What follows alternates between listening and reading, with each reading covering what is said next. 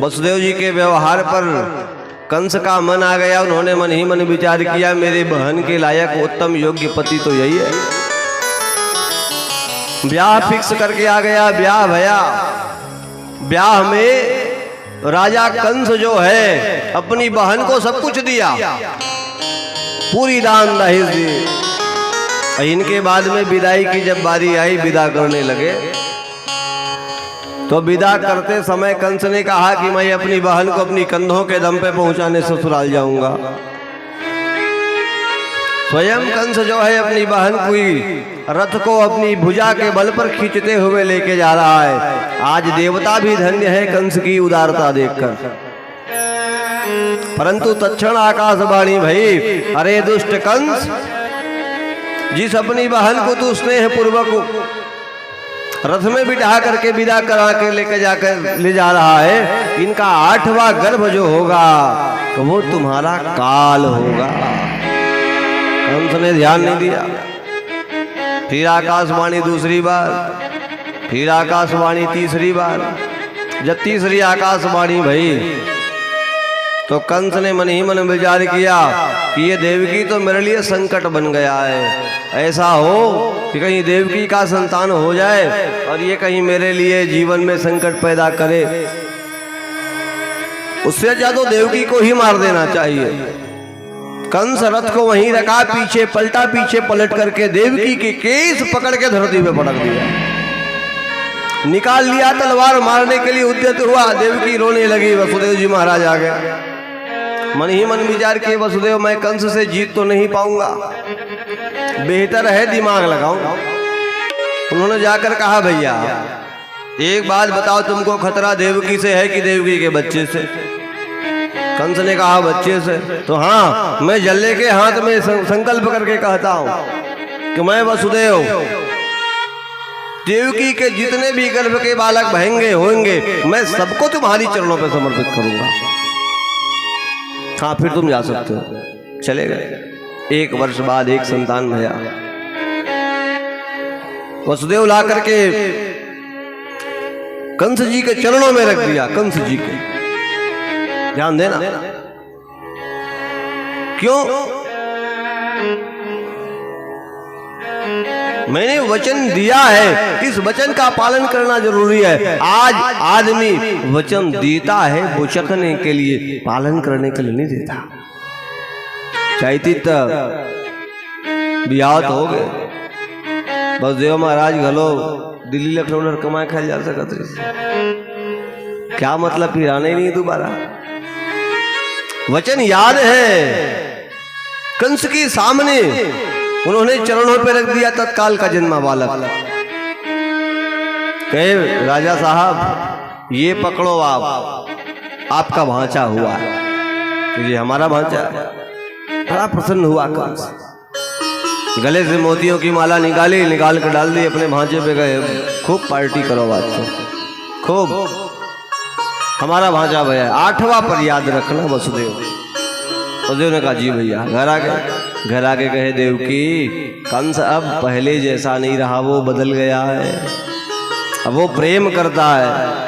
अब भगवान ने भी मन ही मन विचार किया कि कंस अगर कहीं पुण्यात्मा हो जाए तो कंस मरेगा कैसे?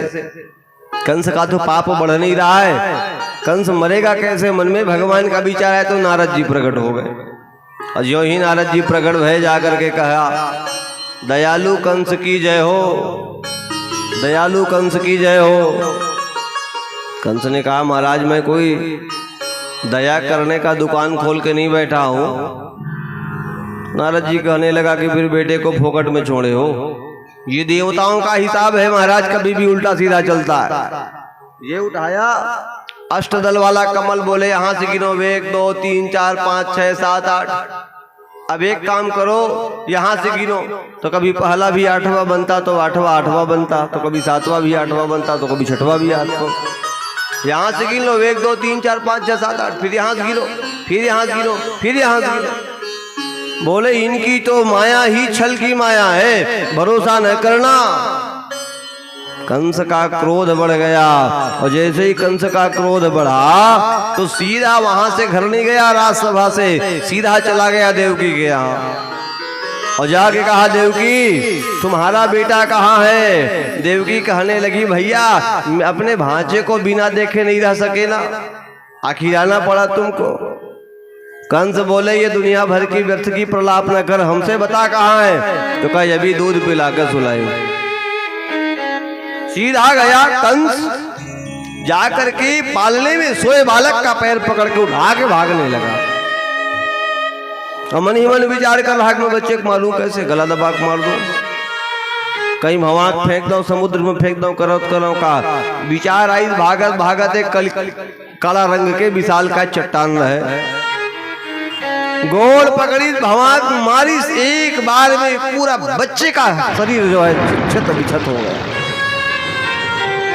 कंस के डायरी में महापाप नंबर 1 लिखा गया, कैद करवा करके जेल खाने में डलवा दिया अपने बहन को और अपने दामाद जी को, दोनों को। महाराज शास्त्र में प्रमाण है देवकी मैया को इनके बाद 5 और बेटे भय, कुल मिला के बेटों की संख्या हो गई 6। सबको उसी पत्थर पे पटक के मारा है। 7वें में भगवान बलराम को आना था। हाँ एक बात और बता दें आपको, वसुदेव महाराज की एक पत्नी और है, नाम है देवी रोहिणी। तो ये रोहिणी मैया जो है कंस के डर के कारण वसुदेव महाराज का जो मित्र है, नाम है नंद बाबा, जो नंदगांव में रहता उनके यहाँ रहती है। भगवान ने मन ही मन विचार किया मेरा बड़ा भाई जा रहा है शेषनाग जो है, इनकी रक्षा कौन करे कंस से। और जैसे ही अष्टम गर्भ आया देवकी के, तो देवकी के शरीर में ऑटोमेटिक रौद्र रस का संचार हो गया। कंस मारे डर के देवकी के समीप नहीं जा पा रहा। परंतु जैसे ही सप्तम अष्टम मास लगा, 7वां 8वां महीना आरंभ हुआ, तो भगवान ने संकर्षण विद्या का प्रयोग करके देवकी के गर्भ से बालक को निकाल करके रोहिणी के गर्भ में प्रत्यारोपित कर दिया।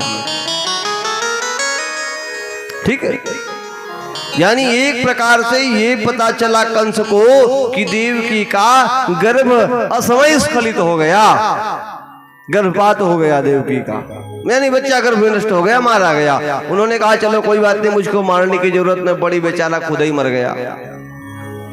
मेरा नाम सुनते ही बाहर नहीं आया, देवकी देखते रहा, बेटा हंसने लगा वहीं पे।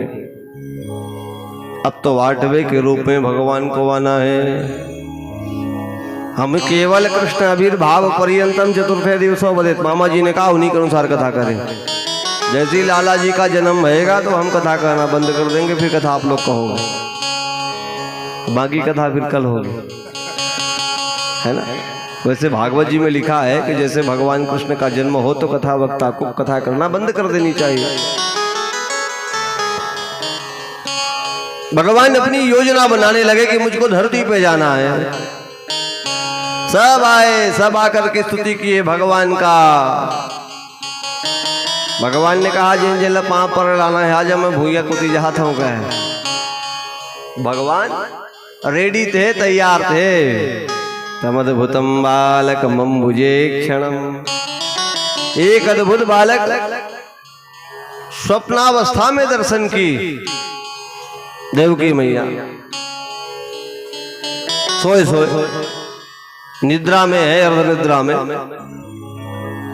परंतु ये बालक तो नीलमणि के समान सुंदर है। तमद्भुतम बालक मम्बुजे क्षणम, और नीलमणि के समान जिनकी कांति, जिनकी शोभा सर्वत्र निकल रही है, सर्वत्र फैल रही है। चतुर्भुज भगवान नारायण के रूप में अत्यंत छोटे भगवान का दर्शन की देवकी मैया। भगवान ने कहा 1-2 दिन बाद मैं आने वाला हूं। मैया महामाया को बुला के भगवान ने अपनी अवतार की योजना बनाई। महामाया मैया को कहा हे देवी ऐसा करो, तुम जा करके ब्रज में जन्म लेना और मैं मथुरा में जन्म ले रहा हूँ, और नंद बाबा जब आपको हमको पहुँचाने जाएगा तो आप यहाँ जाना, हम वहाँ चले जाएंगे। महामाया मैया ने कहा ठीक है प्रभु, पर मुझको मिलेगा क्या? मार्कंडेय पुराण में लिखा है, नंद गोप गृहे जाता यशोदा गर्भ संभव। तुम जाओ, जा करके नंद गोप के यहाँ नंद गृह में जन्म लो और मैं यशोदा के गर्भ से तुम जन्म लेना और मैं देवकी के गर्भ से जन्म लूंगा। भगवान ने बदले में आशीर्वाद दिया महामाया मैया को, तुम ग्रामे ग्रामे निवासिनी, हर गांव में तुम्हारा वास होगा। और इधर भगवान जो है देवकी मैया के गर्भ में स्वयं विराजे, और जैसे ही गर्भ में विराजे उसी समय ध्यान देना भगवान का जन्म होने वाला है, सावधान हो जाइए।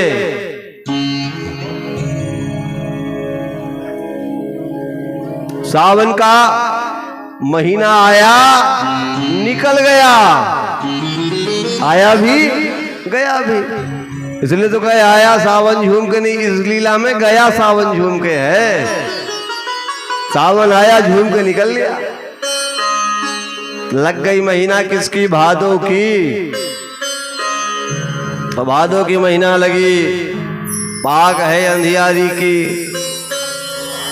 यजमान मन ध्यान दे हो, लइके समझा में झल लग रही हो, लइके भैया तुम लइके समझा दो, लइके आवत है का लइका बोले चिमटे को कोई जरूरत नहीं, शांति से बैठे रहना। भादों की महीना माँ पाक का खरे अंधियारी, कृष्ण पक्ष भादों की महीना, बड़ा ही सुंदर अष्टमी नाम की तिथि। दिन कौन सा है? बुधवार। बुधवार हर्षण नाम का योग। इस योग में भगवान का देवता भी प्रसन्न है, पर करें तो करें क्या, फूल नहीं बरसा पा रहे। तो उन्होंने बुलाया मेघ को, कई धारा फूल ना सही तो कम से कम पानी तो बरसाओ। तो कितना सुंदर घुमड़ घुमड़ के काले बदरिया जो है गीत गा गा करके बजा बजा करके बाजा, ऐसी जल बरसाए, ऐसी जल बरसाए कि पूरी की पूरा मथुरा जो है भगवान की स्वागत में पलक पावड़े बिछा के खड़ा, पूरी की पूरी। और ठीक उसी समय काली अंधियारी को, देवकी के जिंदगी की काली माँ को नष्ट करता हुआ कृष्ण पक्ष में देवकी के गर्भ से भगवान माँ के बिहारी का जन्म हो गया। बधाई हो, लाला भया है।